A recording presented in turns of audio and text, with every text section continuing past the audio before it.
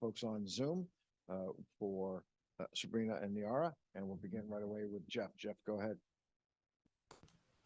Thanks, Ron. Good afternoon, both of you. Sabrina, my first question is for you. You've often referred to games like games 1 and 2, rare as they may be, as learning experiences. Having gotten a chance to regroup, review film, what did you learn from the first 2 games in Las Vegas? Yeah, I mean, I think just going back and being able to watch the mistakes that we made and just how we came out and started the game wasn't how we should have. And you don't get many opportunities, especially in the finals, to be able to fix that. And thankfully, we have an opportunity now at home to be able to change that around and do what we've done all season, which is just control the controllables and play with a lot of energy and effort and fight, because we have no choice. It's win or go home. And I know that we're all on the same page of wanting, this to not be our last game of the season. And looking back, we're able to learn a lot from these last 2 games and take that into protecting home court now.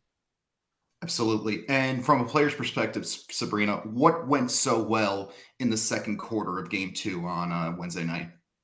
We just played with energy defensively as well, just getting up and in. We were able to get turnovers and then run offense and do what we do. And I believe in that first quarter, we were really just passive defensively, letting them move and get to their spots on the floor. And they're too good of a team for us to do that. And so in that second quarter, we got up and in, we made things difficult. We were able to get stops and then, in turn score.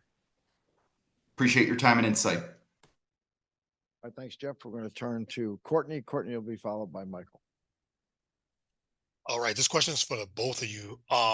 Individually and collectively, what do you think the adjustments you have to make to start faster, or is it more pace and to get more open shots? Is it spacing? What do you have to do, like I said, individually and collectively to start a little bit faster?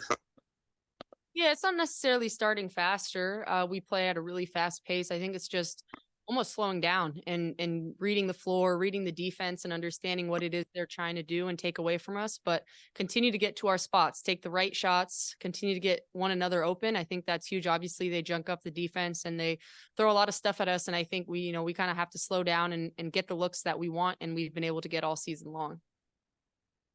And just one more question. Now you got back at home in Brooklyn. How's it with that energy from the crowd? And you're going to get that, with that energy from in Brooklyn. How's that help you to try to win game 3? I mean, I feel like it helps. Home advantage is always nice. And we're going to have like an almost sold out crowd or sold out. I don't even know. So there's going to be a lot of people in that gym.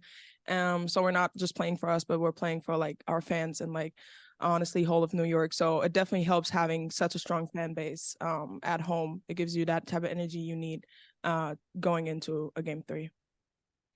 All right. Thank you and good luck. All right. Thanks, Courtney. Michael, you're up and you're going to be followed by Candace. Yeah.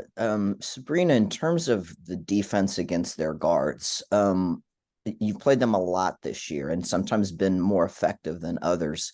What do you think is the biggest key in game 3 to try to get that advantage back in the backcourt for you guys? Yeah, I mean, obviously offense plays a huge part in defense because they're able to get into transition and, attack that way. So obviously offensively is just taking the right shots. And once you put the ball through the basket, their offense slows down. So it starts there and then, continue to just play team defense. Obviously they have a great backcourt that have played really well off one another. And for us, it's just going to be taking away anything easy. They've got so many layups and points in the paint, open 3-point shots, and just making sure that we're contesting everything and just making it a lot more difficult. They were able to kind of get to their spots and do what they wanted. And we just got to trust, our teammates behind the ball to be able to make things difficult, get deflections, contest open shots, and just make things a lot more difficult than what they were in the first 2 games. You guys have the chemistry of this team has grown. We've watched it all season long, but you've never been in this position, obviously, before, sort of a do or die type of game. How do you feel like the growth of the chemistry is going to help you to go into a game like this? Yeah, well, we believe in one another. Even down 0-2, there's there's no unwavering belief in what we have for one another and what we're trying to accomplish here. And we're at home court.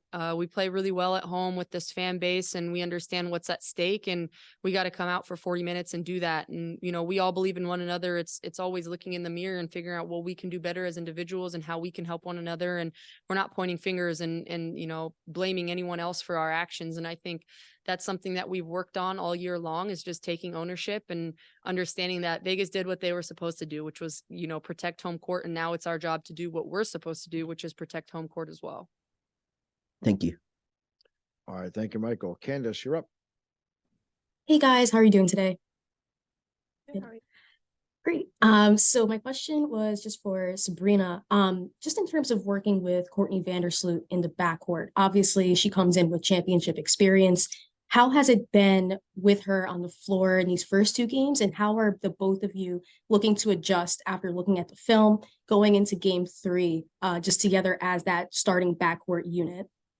Yeah, well, we just got to do what we've done all year long, is to be able to continue to facilitate for one another, for the rest of the team, get the team in the offense that we want to be running, and ways that we can manipulate their defense. And obviously, Sloot's been here. She understands what it takes to win, what it takes to play in the finals, and the sense of urgency that you have to play with. And so I'm excited to see how we're going to respond in game 3. Great. Thank you so much. All right. Thank you, Candace. Rafiq, you're up, and we're going to return then to Jeff for another question. Rafiq, go ahead. This is Rafiq with Nothing But That Sports Talk. I got a question for Sabrina Ionescu. What are some of the lessons that you learned playing in this year's WNBA finals? Yeah, well, I'm still learning them as we continue to play. But just understanding what it takes to play at this level.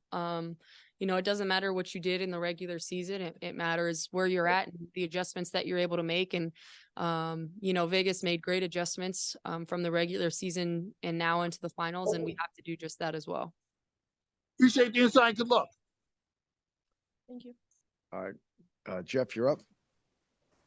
Thanks again, Ron. Nyara, I have a question for you as well. What does it mean to come off the bench and to have winners and starters, be it at and former starters, be it at the domestic or international level, like Steph Dolson, like Maureen Johannes, like Kayla Thornton, guiding you as you work your way through a very unusual, but if not very exciting, rookie season?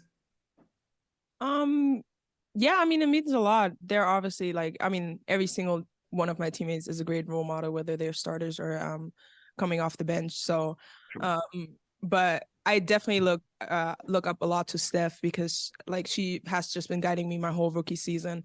And even now, she just takes me to the side all the time and tells me where to go, what to do. And I mean, every single one of my teammates instills confidence in me every day. So really appreciate it for that. Appreciate that. Thank you. And Ron, can I get one more for Sabrina? That's okay. If not, Certainly. Go ahead. Sabrina, I know your mind is obviously on other things right now, but I just wanted to ask your thoughts about the WNBA expansion team moving to an area you're quite familiar with, the Bay Area. Yeah, I was super excited to see the news of that break. Obviously, I was holding on hope when you know, I heard some of the cities that, you know, were potentially going to get a team. And obviously, being born and raised in the Bay Area, going to Warriors games as a kid and growing up, understanding that there's a need for basketball, and particularly women's basketball in the Bay Area. And so obviously so excited to be able to see that, you know, coming soon. And there's so much talent out of the Bay, and understanding that we can finally give a lot of those young girls and young boys the opportunity to watch us as role models come in and play there. And I'm definitely looking forward to the 2 road/home games that I'll be able to play there in front of my family and friends. Absolutely. Appreciate your time and insight, both of you. Keep up the good work. Thank you. All right, Jeff, thank you. To our media, thank you for joining us. Nyara and Sabrina, thank you. Thank you.